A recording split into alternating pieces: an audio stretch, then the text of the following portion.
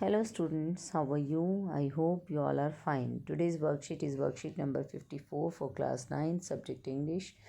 This worksheet is based on your poem 6, No Men Are Foreign. ये worksheet आपकी poem no man are foreign पर based है।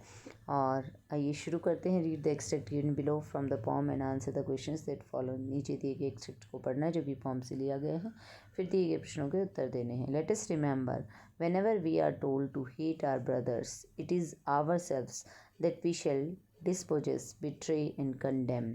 Remember, we who take arms against each other, it is the human earth that we defile, our hells of fire and dust outrage the innocence of air that is everywhere our own. Remember, no men are foreign and no country is strange.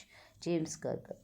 ये जो poem है आपकी no man are foreign, James Kirkup जिसके poet हैं, इसमें हमें poet ने बताया है, एक मैसेज दिया है कि कोई भी इंसान अलग नहीं है, हम सब इंसान एक जैसे हैं, तो हमें एक दूसरे से जो है नफ़रत नहीं करनी चाहिए, ऐसा पोइट का मैसेज है। तो पोइट कहता है लेट अस रिमेंबर, आओ याद करते हैं, जब कभी भी हमें कहा गया है अपने ब्रदर्स को हेट करने को, कि अपने भाइयों से नफ़रत करो, ये हम ही होते हैं जो हम दूसरे से कुछ डिस्पोजेस करते हैं, मतलब छीनते हैं चीज़ों को, धोखा देते हैं, ये नष्ट कंडेम होता है, नष्ट करते हैं। तो इंसान ही इंसान को नफ़रत करना सिखाता है। यहाँ पर पोइट ये कह रहे हैं कि आओ याद करें कि जब हमें अपने भाइयों से नफ़रत करने के लिए यानी दूसरे इंसानों से नफ़रत करने के लिए कहा जाता है, तो ये हम ही होते हैं जो धोखा देते हैं, जो नष्ट करते हैं, जो दूसरे से चीज़ें छीनते हैं। Remember, we who take arms against each other, याद करो हम ही होते हैं जो एक दूसरे के खिलाफ हथियार उठाते हैं। It is the human earth that we defile, और जो हमारी धरती है, मानवीय धरती है, इसको हम जो है इम्प्योर करते हैं, शुद्ध करते हैं, ऐसा करके एक दूसरे से नफ़रत करके। हमारी जो नफ़रत की आग है और वो इनोसेंस जो है, मासूमियत जो है हवा के अंदर, उसको नष्ट कर रही है। और हर तरफ जो है नफ़रत की आग हम फैला रहे हैं, तो जिससे हर तरफ जो है इंसानियत जो है नष्ट हो रही है और मासूमियत नष्ट हो रही है। Remember, no man are foreign and no country strange. Poet कहता है कि हमेशा याद रखिए कि कोई भी इंसान अलग नहीं है, विदेशी नहीं है, ना ही कोई देश अजीब है, सब देशों में रहने वाले लोग एक जैसे हैं, सबको भगवान ने बनाया है।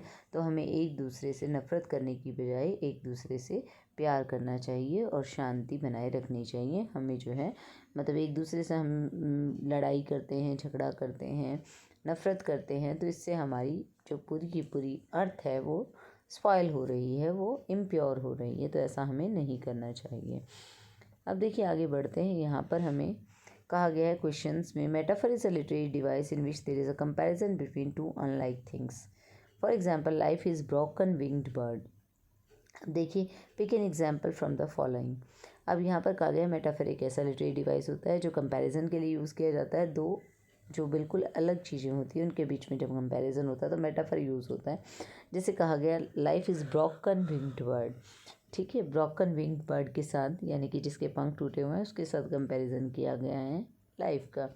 तो यहाँ पर हमें ऐसे ही एक एग्जाम्पल उठाना है जो कि जो चीज़ें एक दूसरे से बिल्कुल अलग हैं उनका कंपैरिजन किया गया है, जिसमें against each other we shall dispossess hells of fire, no country strange. देखिए नो कंट्री स्ट्रेंज जो है इसके अंदर ये सेम जो है डिफरेंट यानी कि कंट्रीज़ अलग अलग होते हैं, लेकिन फिर भी कहा गया है कि नो कंट्री स्ट्रेंज, तो इसका आंसर ये होगा डी। नेक्स्ट आता है आपका no man are foreign no countries are strange. कोई इंसान जो है अलग नहीं है, कोई देश अजीब नहीं है। तो दिस लाइन करस्पॉन्ड्स टू, ये लाइन का क्या मतलब है?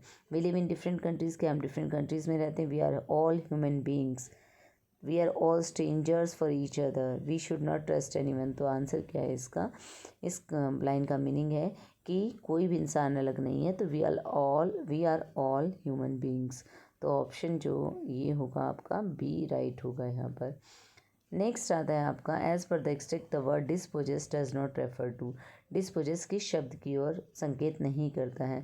डिस्पोजेस करना डिप्राइव करना होता है, किसी को वंचित करना, स्ट्रिप किसी से कुछ छीनना, रॉब भी वही होता है, लूटना। तो गेन की तरफ ये रेफर नहीं करता, तो ऑप्शन डी इसका सही आंसर होगा। Answer the following question in 20 to 30 words. How according to the poet do we defile the human earth? हम किस तरीके से मानवीय धरती को नष्ट कर रहे हैं, डिफाइल कर रहे हैं, इम्प्योर कर रहे हैं? तो आंसर रहेगा the poet says that we defile our human earth by hating and killing each other. एक दूसरे से नफरत करके एक दूसरे को मार कर हम अपनी अर्थ को डिफाइल कर रहे हैं। नेक्स्ट क्वेश्चन आता है what is the universal message the poem is trying to convey? क्या यूनिवर्सल मैसेज ये कविता देती है? The poem is trying to convey the message of universal brotherhood, love and peace. यह हमें सार्वभौमिक भ्रातृत्व, प्यार और शांति का मैसेज देती है। Why should we not hate our fellow human beings? हमें अपने फेलो ह्यूमन बींग से नफरत क्यों नहीं करनी चाहिए?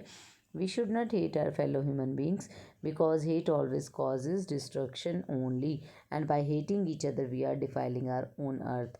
क्योंकि नफ़रत जो है हमेशा तबाही ही लाती है, इसलिए हमें एक दूसरे से नफरत नहीं करनी चाहिए, क्योंकि नफरत करके हम अपनी धरती को ही ख़राब कर रहे हैं। How does going for war against each other affects all of us? जब हम एक दूसरे के खिलाफ युद्ध करते हैं तो वो हमें कैसे प्रभावित करता है? Because war always brings destruction, क्योंकि युद्ध से हमेशा हानि ही होती है, विनाश ही होता है। The poet supports the idea of universal brotherhood among human beings. How do you think you can contribute in spreading the idea? जो पोइट है वो प्रेजेंट करता है, हम सार्वभौमिक भ्रातृत्व का विचार हमें देता है, तो हम किस तरीके से इस विचार को फैला सकते हैं? We can contribute in spreading the idea of universal brotherhood by loving our fellow human beings. We should not hate each other, we should live with communal harmony and peace. हमें क्या करना होगा? हम एक दूसरे से प्यार करके, अपने फेलो ह्यूमन बींग से प्यार करके, उनकी केयर करके इस आइडिया को हम स्प्रेड कर सकते हैं। हमें एक दूसरे से नफरत नहीं करनी चाहिए, हमें प्यार, सामुदायिक हार्मनी और पीस के साथ हमें रहना चाहिए। I hope you understood the worksheet. Thank you. Stay safe.